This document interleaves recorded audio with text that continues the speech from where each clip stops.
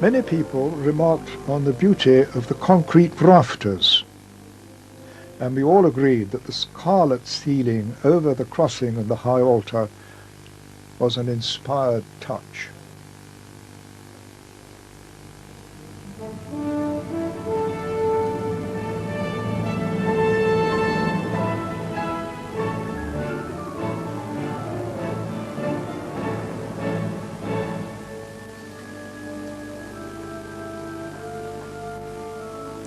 We now come to a few glimpses of the cathedral in use.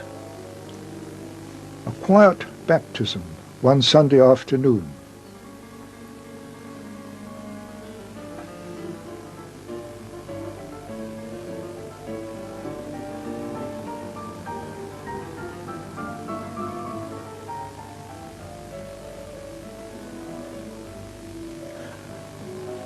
A congregation gathering for a confirmation one weekday evening as the sun was setting.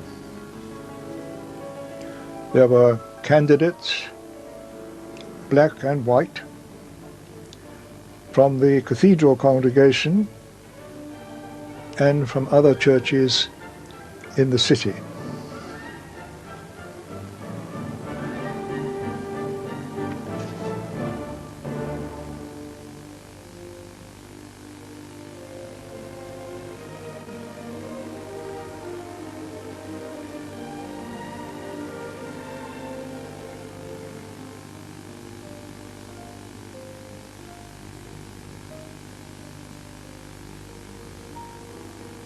At the end of the service, the Archbishop blesses the congregation and the procession moves out into the setting sun.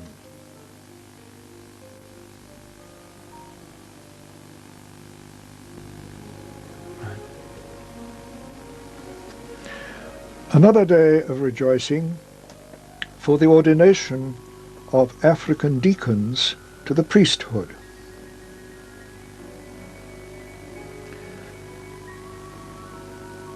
The congregation includes relatives and their families and representatives of the parishes and mission districts where they have been ministering as deacons.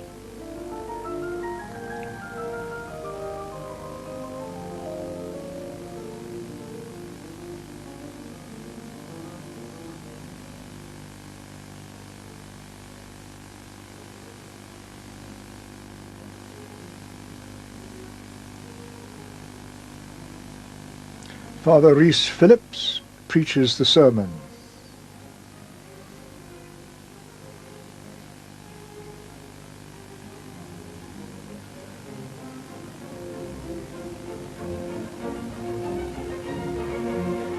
Each deacon, in turn, kneels before the Archbishop, who lays his hands on him with prayer,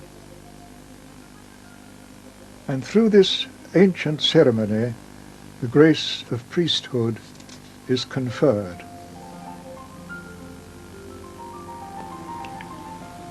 Another landmark in the history of the Anglican Church in Central Africa, September 1964. Again graced by the presence of the governor and his lady and visitors from all over the diocese. The Archbishop, assisted by the other bishops of the province, is to consecrate Philemon Mataka as suffragan or assistant bishop, the first African bishop in the Anglican province of Central Africa.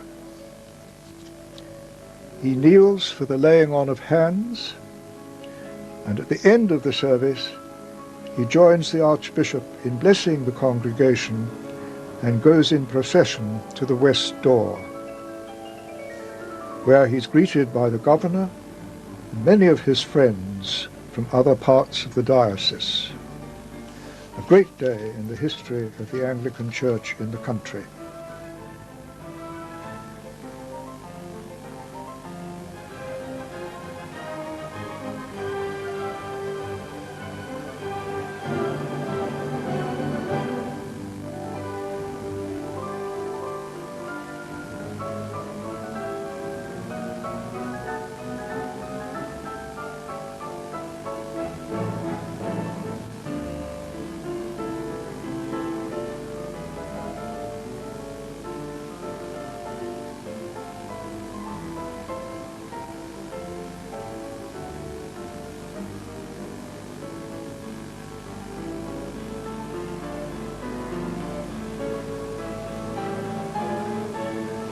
A small lich gate marked the entrance to the little All Saints' Church which served the parish for 30 years.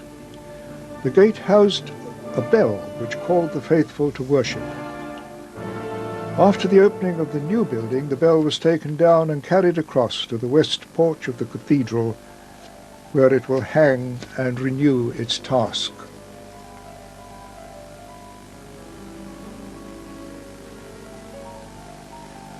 Finally, we now come to a series of pictures which sum up all that we've seen on the film so far.